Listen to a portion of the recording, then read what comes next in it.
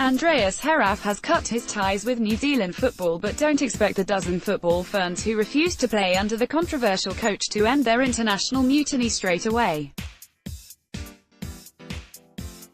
While former Ferns player Katie Duncan believes Heraf's resignation will eventually provide the catalyst for their return, she said trust will need to be rebuilt between the playing group and New Zealand football before they recommit to the national team, and that may take some time. Obviously, they will reconsider their stance and the new coach will need to be appointed. But it still really depends on who they're going to get to replace him and if changes happen, Duncan said. I'm sure they just won't be like, this was the decision, and then they'll be straight back in. There will need to be things that are looked at for sure. I haven't spoken to them personally, but that's where I see them. Duncan called for Heraf's resignation in the wake of New Zealand's 3-1 loss to Japan in June, as she was furious with his ultra-defensive tactics and even more so with the disrespectful comments he made in the post-match press conference, where he conceded New Zealand could never compete with a team of that caliber. She said Heraf's dual positions as Ferns coach and technical director had become untenable after being placed on special leave last month, and she was relieved to hear Heraf had finally resigned from both roles on Tuesday. For the outsiders, the writing was on the wall in a way. It all started with him after the Japan game putting his foot in it, and in my eyes he's continued to do that.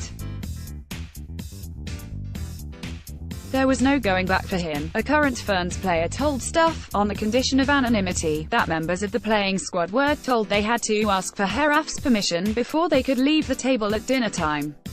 She also claimed players were shouted at for passing the ball between defense and midfield, or if they passed the ball backwards because it was deemed too risky, a claim backed up by a second Ferns player.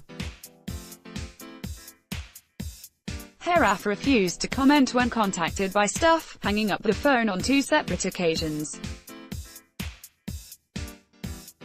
A veteran, with 119 caps to her name, Duncan said it was both disappointing and sad that the Ferns environment had become so toxic during Heraf's reign that many as 12 players reached the point where they could no longer represent New Zealand, writing formal complaints which are understood to have centered around an unprofessional culture of bullying and intimidation. I don't think any player should be in a position where they have to do that, Duncan said.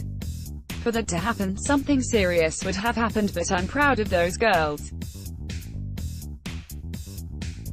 It would be no easy position to be in, that's for sure, so the outcome of the independent review and the outcome of the news that he's resigned is a good one. Duncan also revealed Heraf tried to convince her to return to the Ferns, having successfully lured Abby Erceg and Sarah Gregorius back into the fold for their 2-game series against Scotland earlier in the year. But Duncan said she had concerns about his lack of experience in the women's game and she was not prepared to give up her jobs as a teacher and coach in order to continue her international career. He met with me and wanted me to come back into the Ferns environment, but I said, hold on, I thought your job was to pick the coach. It looks like you've picked yourself. How does that work? He talked about saving money, because he wasn't getting any extra pay to coach the Ferns and that there were no other candidates, but I didn't understand that rationale. Duncan said, but I'm first-year teaching and first-year coaching, and I told the guy, I haven't seen you coach, I want to see how you are in the environment. I was going to tell him mid-year whether I was coming back, but I'm pretty glad I decided to wait because I would have been pretty gutted to drop the teaching gig and coaching gig if this is what happened. Although Duncan said the Heraf saga has been a setback for the Ferns, she said there was still sufficient time to rebuild under a new regime ahead of next year's World Cup. Stuff promoted stories recommended by